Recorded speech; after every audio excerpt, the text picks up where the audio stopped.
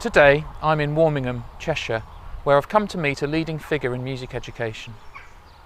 Following a career teaching in schools, he completed a doctorate at the University of Cambridge. He then went to work at Manchester Metropolitan University before moving to his current position at Birmingham City University, where he leads the educational research in the Faculty of Education. Today I'm talking music education with Martin Fautley.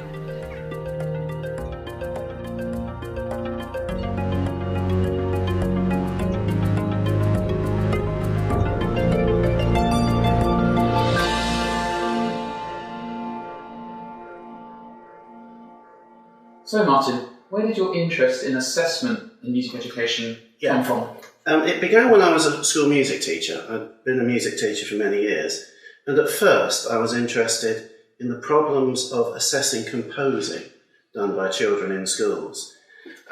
So after I'd been a teacher for a number of years, I then went off and did a full-time PhD at Cambridge University, looking into specifically composing and its assessment. Sadly, this was in the last century. But since then, my interest has grown from composing into all areas of music education.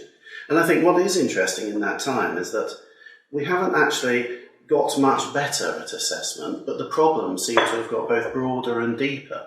So what began as a concern about assessment of composing has now become a general concern about all of assessment in all aspects of music education throughout the children and young people's life at school. So why do you think we haven't made the progress that perhaps we ought to have done over the last, say, 10 years in relation to assessment? I think one of the problems is that this becomes a political question as well as an educational one. And assessment is now being used for ways that wasn't envisaged many years ago. It's a political tool for measuring schools, measuring teachers, measuring pupils, and looking at the efficacy of the system as a whole, rather than simply being there to help children progress in learning. And so I think that the political dimension is very significant when we talk about assessment. When we come on to talk about music teachers today, what are the key challenges that they're facing from the research that you've conducted? Yes, well, I think I can answer that from two perspectives. First of all, from the research I've conducted, but then because I appear to have a bit of a public profile regarding it, I get lots of random emails from teachers with problems. And I think that I can delineate the problems really in four ways. First of all, I would say there's the issue of assessment without levels, which has caused significant problems for teachers. There's the notion of what senior leadership teams in schools require of their music teachers. I'll pick that up in a minute. There's a problem of what I've called linear progression, and there's the notion of suitability of assessment programs of music which are based on other subjects, often STEM subjects. So just to go over those a little bit, assessment without levels theoretically should be a very straightforward issue for us. We could now return to a way of working that we used to have many years ago, but sadly that expertise, I think, has diminished. In addition, accountability has increased, and from the research I've done and that others have done, for example Ali Daubney down in Sussex, we've independently done research and come up with about the same number, which is more or less 80% of schools we've looked at are retaining levels in some form, and teachers are still being required to use them. This then relates to the second thing I was talking about, which is senior leadership team requirements. In many of the school teachers who talk to me say that the senior leadership teams aren't that interested in music per se. So they're not, if you go to them with a CD and say, here's the kids singing, here's the kids playing some music, here's the kids composing, the answer that often comes back is, okay, where are the numbers on the spreadsheet? So the requirements are often quite instrumental, but not in the music sense, of what they want. They want numbers on spreadsheets. We've also had a problem of linear progression. A lot of music teachers talk to me about how if they've given a 4C for a particular topic, they can only give a 4B next time. The child cannot possibly get worse or not do so well. And this has all sorts of implications for the curriculum, because it means children can only get better. This causes problems with what you teach and the way that you sequence it. And I think a lot of these problems have come from assessment systems being devised for other subjects. Now, I know that every subject says they're unique, but I'm convinced that in music for many years we've had the notion of the spiral curriculum, and many teachers will know about Sonic and Tillman's important work on that. So if we have a spiral curriculum, and at the same time we have linear progression, I feel that the 3D and the 2D model don't fit very well together, and this is what's causing us an awful lot of problems.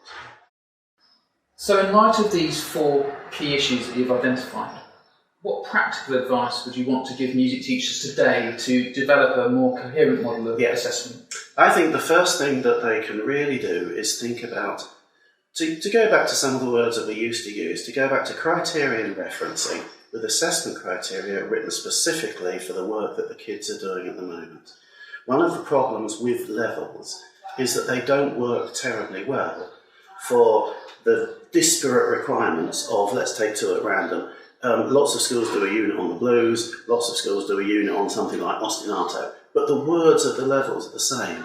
So how do you produce assessment for blues, whatever that is, and it can be composing or performing, compared with ostinato? And I think what teachers need to do is reclaim this and write specific assessment criteria for their blues unit and specific assessment criteria for their ostinato units and all the other units. And to be honest, they only need 3 or 4 for these, and use those as the basis for assessment, rather than try and meld the words of the level statements into fitting with what they're doing.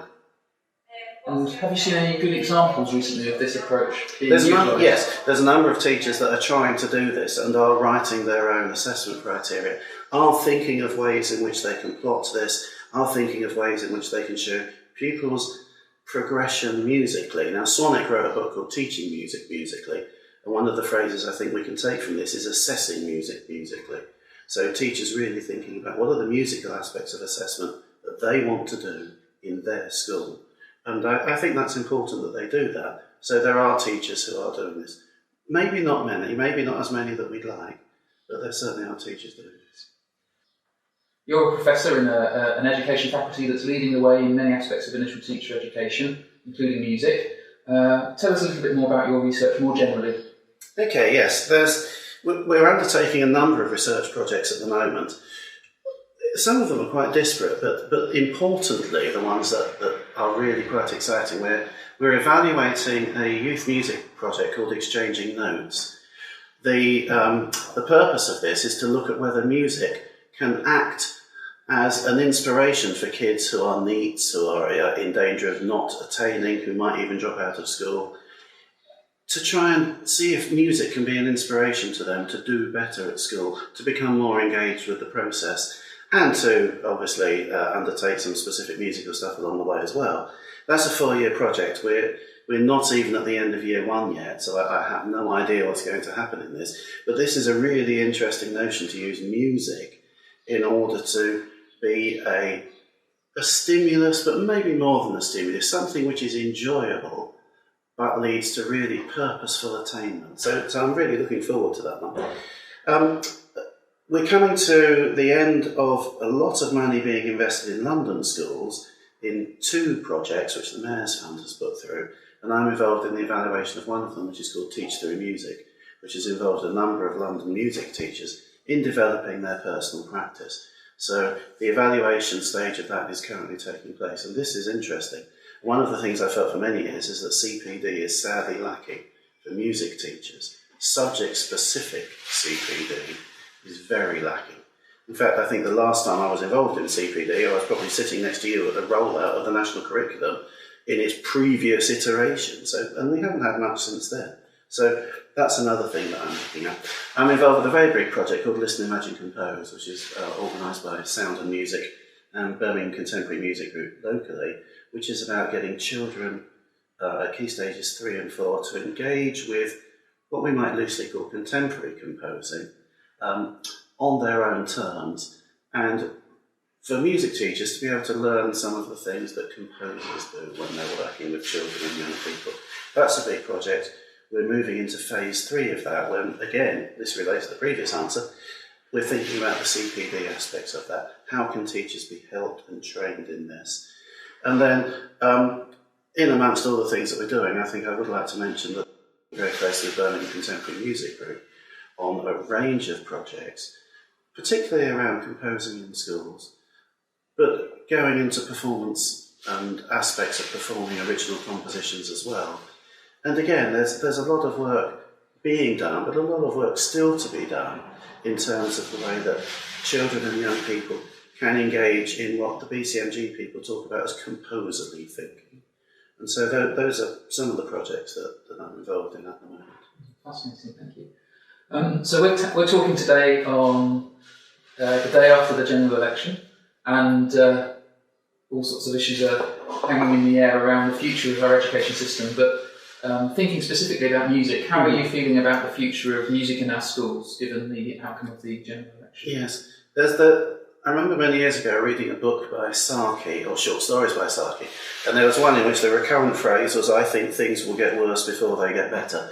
And so I think I'm going to use that phrase, that I think things will get worse before they get better. I'm worried on a number of fronts. I'm worried about what will happen with the EBAC in terms of what it does to the position of music, particularly music as an examination subject. I'm becoming increasingly concerned about what Progress 8 will do for this, and whether this will also act as a disincentive. I'm concerned that A-level music numbers we know are diminishing in take-up, both in percentage and in real terms. What happens if that's knocked back to Key Stage 4 and we get fewer pupils taking GCSE music?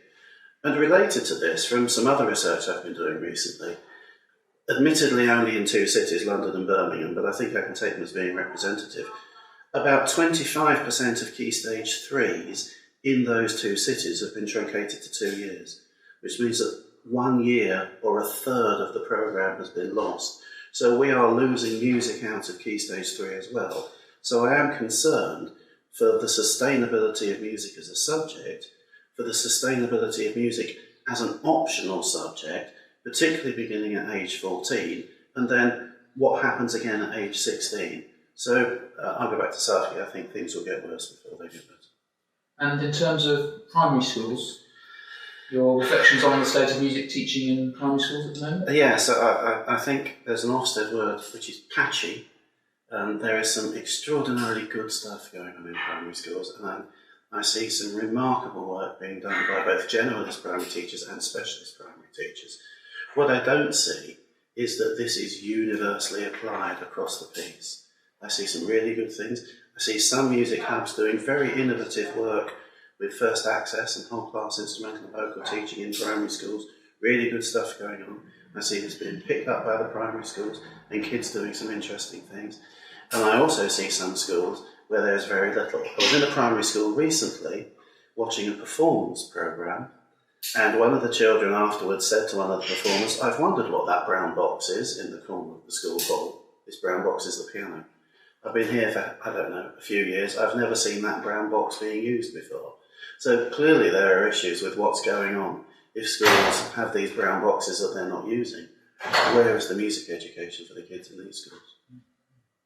Coming back to music itself, whose music are you listening to at the moment? What's inspiring you? Okay. Very, very recently, I bought the Tallis Scholars' latest CD, Tintinnabuli, which is the music of Arvo Pärt, which I'm really enjoying, and in a very sort of Tallis Scholars and Arvo Pärt sort of way. So I'm thinking about those sorts of sounds. Then on a very different level, another piece, or another CD that I'm enjoying is a group called L'Arpeggiata, who are an early music group, but they make it sound like jazz. And they have a CD called Mediterranea, which is music of the Mediterranean. And it is early music as jazz, more or less, is the way I describe it. So I've been really enjoying those two very contrasting things.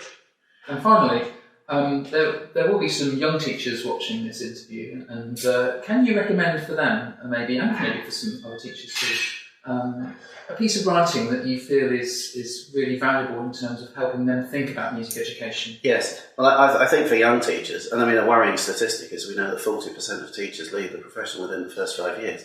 So I'm really worried for those teachers, and I'm worried for the 60% as well who stay. But to answer your question, I'm obviously going to say my book, and I'm probably going to say your books as well, so read those. But in terms of a really concise, and you haven't got time to read all of those, read Robin Hamilton's blog on the Times Educational Supplement Ofsted blog page. Just Google Robin Hamilton, Ofsted, Times Educational Supplement blog, and it's all about how you can make assessment manageable in your school. And it'll only take you 90 seconds to read, but it could change your life.